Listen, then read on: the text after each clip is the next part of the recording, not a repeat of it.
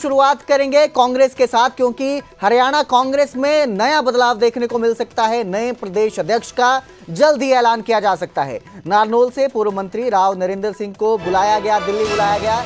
राव नरेंद्र सिंह को सीडब्ल्यूसी की बैठक का भी आमंत्रण मिला है। तो बिहार में कांग्रेस वर्किंग कमेटी की बैठक हो रही है, जिसमें पूर्व सीएम भूपेंद्र हुड्डा को भी बुलाया गया है।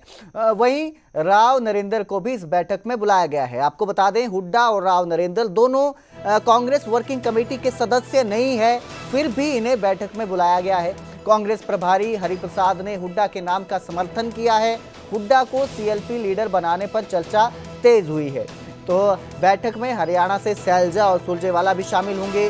सुबह 10 बजे से 4 बजे तक बिहार के पटना में सीडब्ल्यूसी की यह बैठक चल रही है। सुबह 10 बजे से शुरू हो चुकी है और शाम 4 बजे तक ये बैठक चलेगी, जिसमें कई रणनीतियां बनाई जाएगी और इसमें कयास लगाए जा रहे हैं कि जो नए प्रदेश अध्यक्ष हैं हरियाणा के, उनका भी ऐलान किया जाएगा। इसके साथ ही जो कांग्रेस विधायक दल के नेता हैं, उनका भी नाम आज ऐलाना जा सकता है। तो ये बड़ी खबर आपको दे रहे हैं हम। कांग्रेस में नए बदलाव की तैयारी हो रही है, नया बदलाव देखने को मिल सकता है प्रदेश में, हरियाणा में। इस खबर पर ज्यादा जानकारी के लिए मेरे सहयोगी अंकित दुदानी हमारे साथ लाइव जुड़े हैं पंचकुला से। जी अंकित, आज ये बैठक है, सीडब्ल्यूसी की बैठक है, जिसमें अंदेशा जताया जा रहा है कि कांग्रेस में नया बदलाव हो सकता है, देखने को मिल सकता है। हरियाणा के अंदर नए प्रदेश अध्यक्ष का ऐलान हो सकता है। इसको लेकर क्या जानकारी? बिल्कुल, सीडब्ल्यूसी की बैठक पटना के अंदर हो रही है। ऐलान वहां से होगा ऐसा नहीं लगता, क्योंकि ऐलान करने के लिए कोई सीडब्ल्यूसी की बैठक की जरूरत नहीं है। वो तो केंद्रीय जो नेतृत्व है, वो केंद्रीय जो संगठन सचिव हैं वेणुगोपाल, वो एक लेटर जारी करते हैं और उससे ऐलान हो जाता है। लेकिन जहां तक ऐलान की बात है, हरियाणा के अंदर प्रदेश कांग्रेस अध्यक्ष के लिए राव नरेंद्र, जो कि पूर्व में स्वास्थ्य मंत्री रहे हैं, भूपेंद्र सिंह हुड्डा की सरकार के अंदर वो स्वास्थ्य मंत्री थे और नारनौल थे वो विधायक बने थे, और तब से उन्हीं का अब उनका नाम चल रहा है कि, और लग रहा है कि उन्हीं के नाम पर मोहर लग जाएगी। वो इस कारणों से भी लग रहा है क्योंकि पटना में जो सीडब्ल्यूसी की बैठक हो रही है, वहां 2 ही लोगों को बुलाया गया है। हरियाणा से अगर बात करें तो भूपेंद्र सिंह हुड्डा को और राव नरेंद्र को, दोनों को ही बुलाया गया है। तो उसी से यही कयास लगाए जा रहे हैं कि राव नरेंद्र हरियाणा कांग्रेस के अगले प्रदेश अध्यक्ष हो सकते हैं।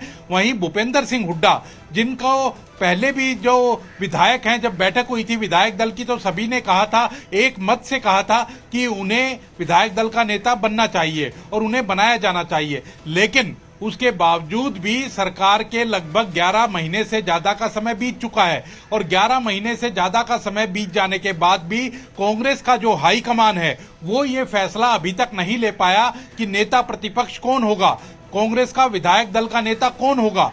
तो कहीं ना कहीं इस बात को लेकर कांग्रेस की किरकिरी होती हुई भी नजर आती है। और इसके बीच में अगर बात करें तो शीतकालीन सत्र आया, बजट सत्र आया, मानसून सत्र आया, तो विधानसभा के अंदर भी जो विपक्षी पार्टियों के, वो बात करें भारतीय जनता पार्टी या इंडियन नेशनल लोकदल की, तो वो चुटकी लेते हुए जरूर नजर आते हैं कि कांग्रेस के पास अपना नेता ही नहीं है, विधायक दल का नेता ही नहीं है, वो किस चीज की आवाज उठाएंगे, वो किस चीज की खिलाफत सरकार की करेंगे। तो कहीं ना कहीं उसको लेकर के सवाल उठते रहे हैं। लेकिन अब ये माना जा रहा है कि एक बार फिर से भूपेंद्र सिंह हुड्डा के नाम पर ही मोहर लगती हुई नजर आएगी, और वो लेटर कभी भी जारी हो सकता है, वो चाहे भूपेंद्र सिंह हुड्डा का नेता प्रतिपक्ष की बात करें या राव नरेंद्र की प्रदेश अध्यक्ष की बात करें। तो अब यही कयास लगाए जा रहे हैं, और जो हमारे सूत्र जो बता रहे हैं वो यही बता रहे हैं कि दोनों के नाम पर सहमति बन चुकी है। लेटर किसी भी वक्त जारी हो सकता है, और लेटर किसी भी वक्त जारी होने के बाद कहीं ना कहीं कांग्रेस हरियाणा के अंदर पूरी तरह से फिर एक सक्रिय नजर आ सकती है। क्योंकि जिला अध्यक्षों की अगर बात करें तो जिला अध्यक्ष लगभग 11 साल से हरियाणा में जिला अध्यक्ष नहीं बना पाई थी कांग्रेस। लेकिन उसके बाद जब राहुल गांधी ने इस मोर्चे को संभाला और संगठन सृजन अभियान की शुरुआत की, तो उसके बाद हरियाणा के अंदर जिला अध्यक्षों की नियुक्ति हो गई है, और जिला अध्यक्ष अब हर जिले के अंदर वो हर मोर्चे के ऊपर काम भी कर रहे हैं। लेकिन अब प्रदेश अध्यक्ष की जब नियुक्ति हो जाएगी और उदय भान की जगह राव नरेंद्र लेते हुए नजर आ सकते हैं, तो कहीं ना कहीं कांग्रेस पूरी तरह से आने वाले 4 साल में सरकार की जो नीतियां हैं उनका विरोध करती हुई नजर आ सकती है। तो अब देखना होगा कि ये लेटर कब तक जारी होता है और कब तक, क्या इन दोनों नामों पर ही मोहर लगती है, या फिर क्योंकि कांग्रेस में कहीं ना कहीं पेच अटक ही जाता है, तो फिर से कोई ना कोई पेच अटक जाएगा। अभी हालांकि हमारे जो सूत्र हैं वो यही बता रहे हैं कि इन दोनों के नाम पर लगभग सहमति बन चुकी है। जी अंकित, जिस तरह से कयास लगाए जा रहे हैं कि हुड्डा का नाम हो सकता है इस रेस में सबसे आगे, क्या जानकारी है?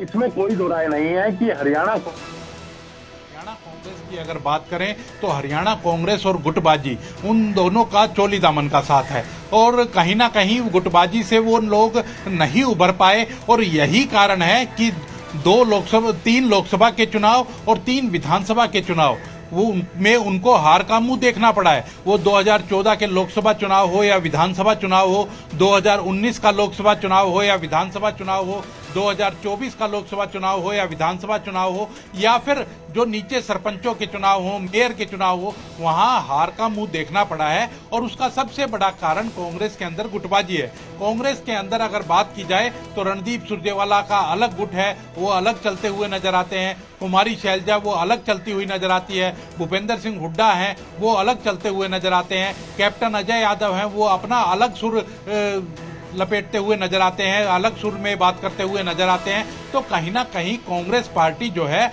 वो गुटों के अंदर जरूर बटी हुई है। हालांकि जब भी कांग्रेस के नेताओं से हम ये सवाल पूछते हैं और ये बात करते हैं तो वो यही कहते हैं कि विचार अलग अलग हो सकते हैं लेकिन पार्टी के लिए सब लोग समर्पित हैं और पार्टी में कोई गुटबाजी नहीं है। लेकिन उस गुटबाजी का नुकसान कांग्रेस पार्टी को हुआ है, ये सब लोग मानते हैं। वो 3 लोकसभा के चुनाव हो, 3 विधानसभा के चुनाव हो या अन्य चुनाव हो। लेकिन अब अगर प्रदेश अध्यक्ष राव नरेंद्र बनते हैं और नेता प्रतिपक्ष जो हैं वो भूपेंद्र सिंह हुड्डा के नाम पर मोहर लगती है तो भी ये देखना होगा कि जो दूसरे गुट हैं वो चाहे कुमारी शैलजा हो या रणदीप सिंह सुरजेवाला हो, वो भी ये जोर लगा रहे हैं कि उनका कोई समर्थक इन पदों के ऊपर आए। लेकिन अगर इनको दोनों को कमान मिलती है, क्योंकि राव नरेंद्र की अगर बात करें तो वो भी भूपेंद्र सिंह हुड्डा के गुट के ही माने जाते हैं, भूपेंद्र सिंह हुड्डा समर्थक ही माने जाते हैं।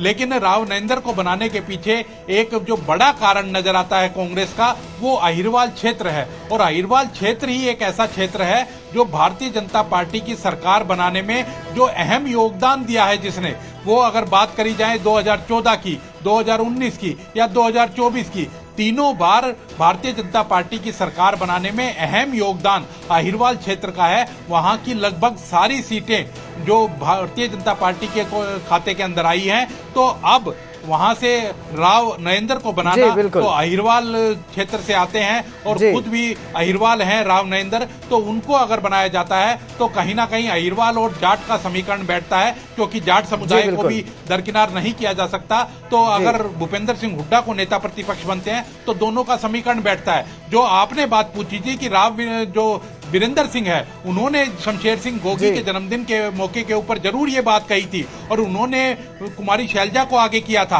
कहा कि कुमारी शैलजा को खूब राजनीति करनी है, लेकिन खुद की बात कही या भूपेंद्र सिंह हुड्डा की बात कही या कुलदीप शर्मा की बात कही, उन्होंने कहा कि हम लोग तो बुजुर्ग हो चुके हैं, हम लोग तो अब केवल पार्टी को आशीर्वाद दे रहे हैं, लेकिन जो यंग ब्लड है उसको पार्टी को आगे बढ़ाना है। तो कहीं ना कहीं उन्होंने जरूर ये बात कही थी। जी बिल्कुल जी, बहुत बहुत शुक्रिया इस तमाम जानकारी के लिए अंकित। तो हमारे साथ जुड़ने के लिए आपका धन्यवाद।